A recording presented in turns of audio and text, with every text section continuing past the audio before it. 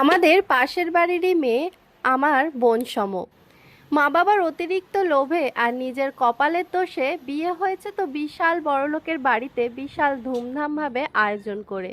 পরে ওর থেকেই জানতে পারি এই বিয়েটা আর 5টা বিয়ের মতো সাধারণ বিয়ে না, এটা একটা কন্ট্রাকচুয়াল বিয়ে। ছেলে থাকে বিদেশে, বিদেশি স্বভাবে সে বড় হয়েছে। দেশে ফিরলে মা বাবার জেরাজেরিতে এই দেশীয় মেয়েকে বিয়ে করতে রাজি হলেও সে 1 বছরের জন্য এগ্রিমেন্ট করেছে। 1 বছরের মধ্যে মেয়ের সঙ্গে যদি মনে হয় সে স্বাচ্ছন্দ্য বোধ করছে লাইফ কাটাতে, তবেই সেই বিয়েটা ফার্দার সে কন্টিনিউ করবে।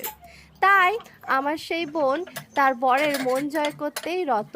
বিভিন্ন রকমভাবে নিজেকে বিদেশি স্বভাবে স্বাচ্ছন্দ্য বোধ করানোর চেষ্টায় থাকলেও রান্নাবান্না কী করবে সেটা নিয়ে বিশাল চিন্তায়। আমাকে ফোন দিয়ে বলে, দিদি তুমি এ বিষয়ে আমাকে প্লিজ হেল্প করো। তাই আমি ওকে প্রতিনিয়ত কিছু না কিছু নতুন নতুন রেসিপি বলে ওকে বলি, তুই ট্রাই কর আর তোর বরকে খাইয়ে দেখ তোর বরের মন জয় হয় কি না। আজই যেমন ওকে এই রেসিপিটা বলেছিলাম যে তুই পটাটো ব্রেড দিয়ে এই এগ রোলটা একবার ট্রাই কর আর তোর বরকে সার্ভ কর, দেখবি অবশ্যই ভালো লাগবে। কি বন্ধুরা, তোমরা গল্পটা শুনলে তো? এবার ঝটপট তোমরাও বাড়িতে এই সেম রেসিপি ট্রাই করে দেখো তো তোমাদের বাড়ির সবার মন জয় করতে পারো কিনা।